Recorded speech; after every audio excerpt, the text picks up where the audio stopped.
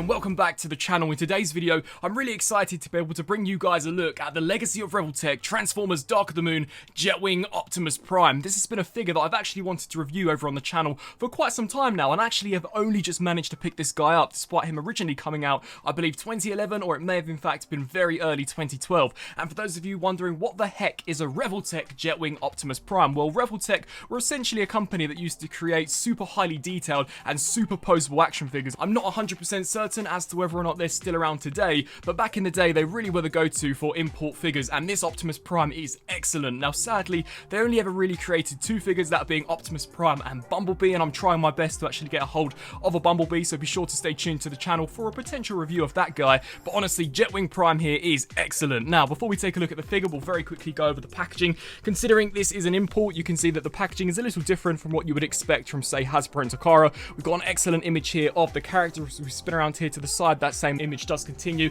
and here at the back of the box it does showcase the figure and all of the contents, such as the different accessories he comes with, and also gives you a few different images here of the different poses that you can get this guy in, looking absolutely incredible. I actually think this is one of my favourite Optimus Prime figures of all time, as not only is the Dark of the Moon Jetwing Optimus Prime my actual favourite look for Bayformers Prime in general, but this is actually a superb looking figure. The paint applications as well as the overall attention to detail is remarkable. Now before we touch base with the main figure himself, we'll very quickly go over the accessories. We get included one Energon Axe, of course used to decapitate Megatron towards the final battle. This looks excellent, a perfect recreation of what we saw in the movie. The translucent orange as well as the gunmetal that's been applied over the top looks superb. You can see an amazing metallic gunmetal used here for the actual handle. This is awesome. We also do get included one of Prime's Energon Blades, and you can see here the detail on these two is pretty decent. Considering this is based specifically on Dark of the Moon, we do in fact actually get a handle for this guy to hold, and it can actually be integrated into the forearm, but I'll showcase that later on in the review.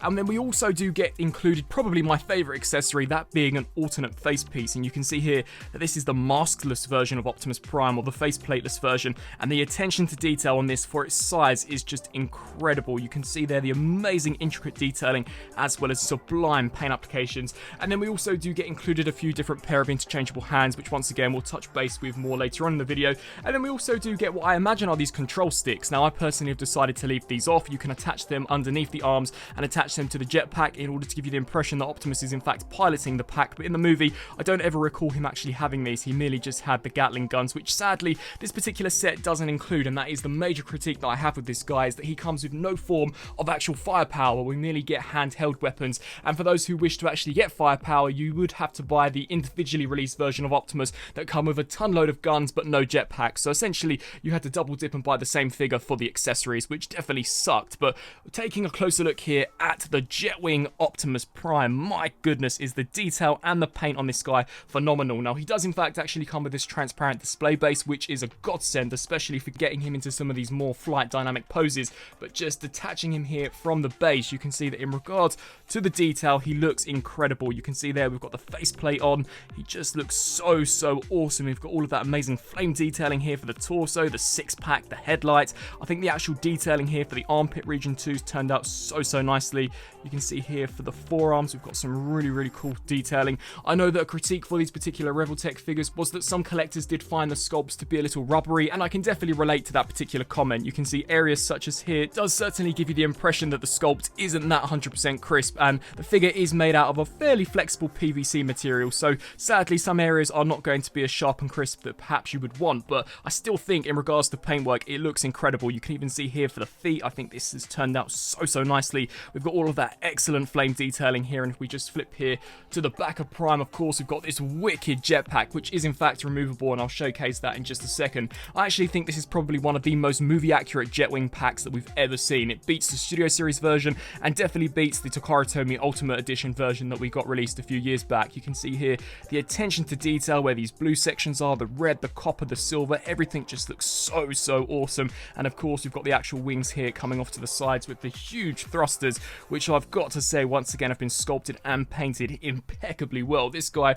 really does look excellent. You can just imagine him charging towards the driller, ready to take him down, and then of course subsequently going to a rage and annihilate pretty much the entire Decepticon army. Now in regards to articulation here for Optimus, this is where the figure truly excels. The head is superbly articulated, so we do get a ball joint which can look down as well as can look up to a terrific degree. Fantastic seeing as we actually are going to get this guy fly into some flight poses. It can of course tilt side to side as well as rotate left to right. We get the Revoltech joint, so for those of you who are familiar with these figures, you'll know what to expect. We get butterfly joints here, hinging forwards and backwards, as well as a ratchet joint here at the shoulder. These can be manipulated, so you can actually utilize that joint in a couple of different ways. You can bring it in order to once again create an almost faux butterfly joint, or you can actually utilize it in order to get an actual hinge joint here out to the side, which is fantastic. We do get a rotation here where I presume the bicep would be, as well as a fantastic range of motion only on a single hinge joint there at the actual elbow. We get a great range of motion here out of the wrists, so these can hinge forwards and backwards, as well as rotate left to right. The ratchet joint here for the ab crunch is awesome, so this can crunch all the way forwards, and surprisingly can actually withstand the weight of the Jetwing, which is so cool. It can of course crunch all the way back, although if you push it too far back you will break up the sculpt and actually be able to see the Revoltech joint. It can of course tilt side to side. We can get this here rotating left to right. Also on a ratcheted joint we can take the legs here and these can kick forwards that far, which is terrific, as well as back to that far, out to the sides, rotation here at the top of the hip, as well as a well past 90-degree bend here at the knee. And then here for the foot, this also can pivot forwards and backwards, as well as of course rock side to side. So overall, in regards to articulation, I think this particular figure is absolutely incredible. Now very quickly going over the articulation of the actual Jetwing itself, these particular wings can hinge up and down, as well as of course rotate left to right. These main thrusters can also ratchet all the way up as well as all the way down. They can also rotate left to right, and the wings too are also on the same joint, so they can be brought all the way forwards, brought all the way down, and actually swiveled left to right. And these particular flaps here can also be hinged up and down